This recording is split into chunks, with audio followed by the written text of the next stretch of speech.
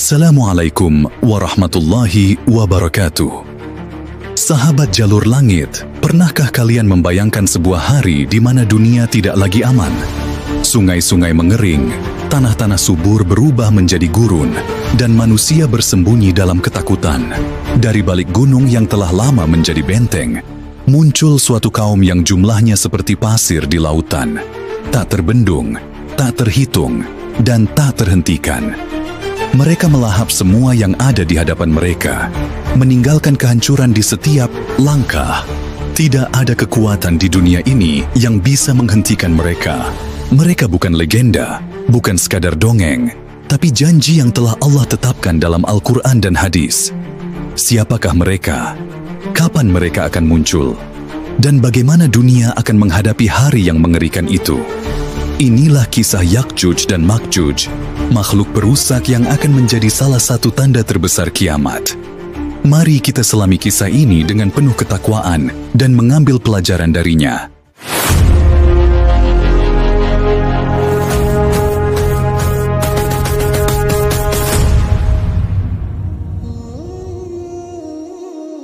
Ya'juj dan Ma'juj adalah makhluk yang telah disebut dalam beberapa kitab suci, terutama dalam Al-Quran dan hadis.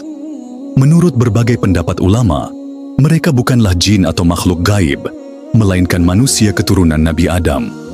Beberapa tafsir menyebutkan bahwa mereka berasal dari keturunan Yafits bin Nuh, yang merupakan nenek moyang bangsa-bangsa di utara.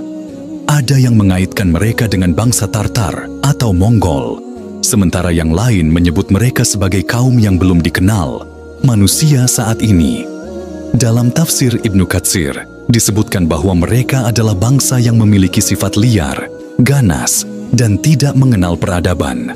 Mereka hidup dengan merusak dan menjarah, tidak memiliki aturan, dan hanya mengikuti naluri liar mereka. Jumlah mereka sangat banyak, lebih banyak dari populasi manusia di seluruh dunia. Sehingga ketika mereka turun ke bumi, mereka akan membanjiri segala penjuru seperti ombak besar yang tidak terbendung. Dalam sejarah Islam, kisah mereka berkaitan erat dengan seorang raja yang bijaksana, yang disebut dalam Al-Quran dengan nama Zulkarnain. Dalam surah Al-Kahfi, Allah menceritakan kisah Zulkarnain, seorang raja yang memiliki kekuasaan luas dan kekuatan besar. Zulkarnain adalah seorang pemimpin yang adil, kuat, dan memiliki ilmu yang luar biasa. Suatu hari, dalam perjalanannya ke sebuah negeri yang terletak di antara dua gunung, ia bertemu dengan suatu kaum yang mengadu kepadanya tentang kekejaman Ya'juj dan Ma'juj. Mereka berkata, "Wahai Zulkarnain, sesungguhnya Ya'juj dan Ma'juj adalah kaum yang membuat kerusakan di bumi. Maka dapatkah kami membayarmu supaya engkau membangun penghalang antara kami dan mereka?" Mereka sangat takut akan kekejaman Ya'juj dan Ma'juj yang selalu menyerang dan menghancurkan wilayah mereka. Mereka menawarkan upah kepada Zulkarnain agar membangun benteng pelindung. Namun, Zulkarnain yang bijaksana tidak meminta upah, hanya meminta tenaga dan bahan-bahan untuk membangun benteng yang kuat. Zulkarnain lalu membangun penghalang dari besi dan tembaga cair di antara dua gunung, agar Ya'juj dan Ma'juj tidak bisa keluar. Benteng ini begitu kuat, sehingga mereka tidak bisa mendakinya dan tidak bisa melubanginya. Allah mengabadikan kisah ini dalam Al-Quran. Maka mereka tidak bisa mendakinya dan tidak bisa pula melubanginya. Namun, Zulkarnain memperingatkan bahwa benteng ini tidak akan bertahan selamanya. Akan tiba saatnya Allah menghancurkan penghalang tersebut ketika waktu yang telah ditetapkan. Seiring berjalannya waktu, keberadaan Ya'juj dan Ma'juj menjadi misteri. Mereka tetap terkurung di balik benteng Zulkarnain. Namun dalam beberapa hadis disebutkan bahwa mereka setiap hari mencoba melubangi tembok itu. Mereka terus menggali dan menggali, tetapi setiap malam lubang itu kembali tertutup. Namun, suatu hari nanti, Allah akan mengizinkan mereka keluar. Saat itu, benteng besi yang selama ini menahan mereka akan runtuh, dan Ya'juj serta Ma'juj akan membanjiri dunia seperti air bah yang tak bisa dihentikan. Allah berfirman, Hingga apabila Yakjuj dan Makjuj dilepaskan, mereka turun dengan cepat dari seluruh tempat yang tinggi. Ketika mereka muncul, mereka akan menyerbu ke seluruh dunia.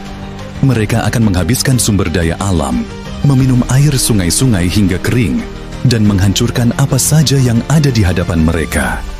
Kaum muslim akan bersembunyi di benteng-benteng dan pegunungan karena tidak ada kekuatan di bumi yang bisa menandingi mereka. Bahkan, dalam sebuah riwayat disebutkan bahwa mereka akan berkata dengan sombong, "Kita sudah mengalahkan penduduk bumi, sekarang kita akan menyerang langit." Mereka akan mencoba menembakkan panah ke langit, dan Allah akan membuat panah itu kembali turun dengan bercak darah sebagai ujian bagi mereka. Melihat kehancuran yang mereka sebabkan, Nabi Isa dan para pengikutnya akan berdoa kepada Allah agar Yakjuj dan Makjuj dimusnahkan. Allah pun akan mengirim penyakit misterius seperti ulat atau serangga kecil yang menyerang tubuh mereka.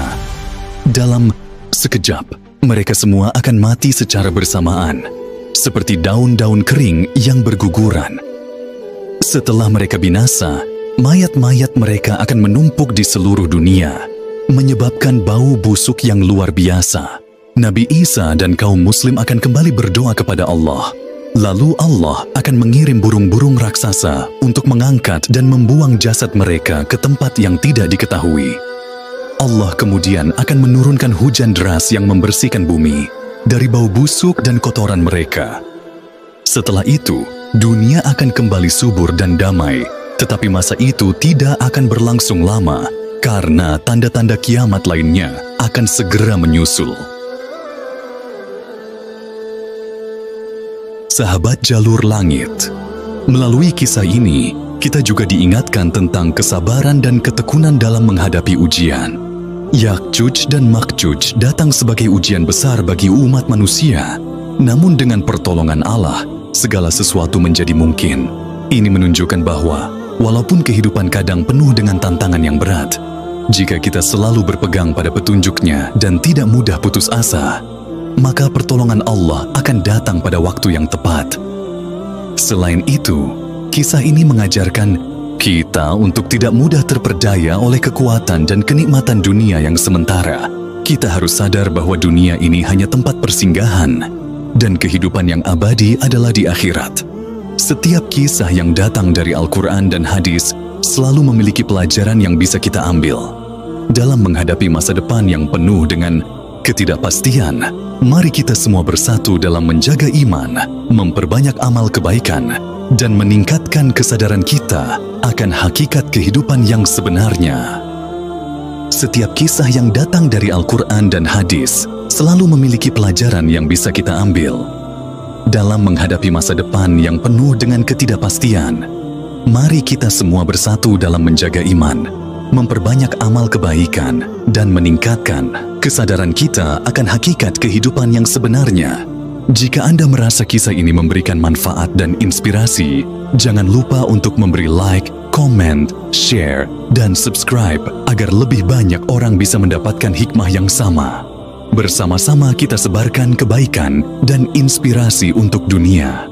Semoga kisah Yakjuj dan Makjuj ini menjadi pengingat bagi kita semua untuk senantiasa waspada, tidak lengah, dan terus berusaha menjadi hamba yang lebih baik. Semoga kita diberi kekuatan untuk menghadapi segala ujian dengan sabar dan tawakal. Hari kiamat adalah sesuatu yang pasti akan terjadi, dan kita harus selalu mempersiapkan diri dengan amal ibadah dan keimanan yang kuat. Maka, sudahkah kita mempersiapkan diri untuk menghadapi hari-hari yang akan datang? Wallahu a'lam bishawab. Wassalamualaikum warahmatullahi wabarakatuh.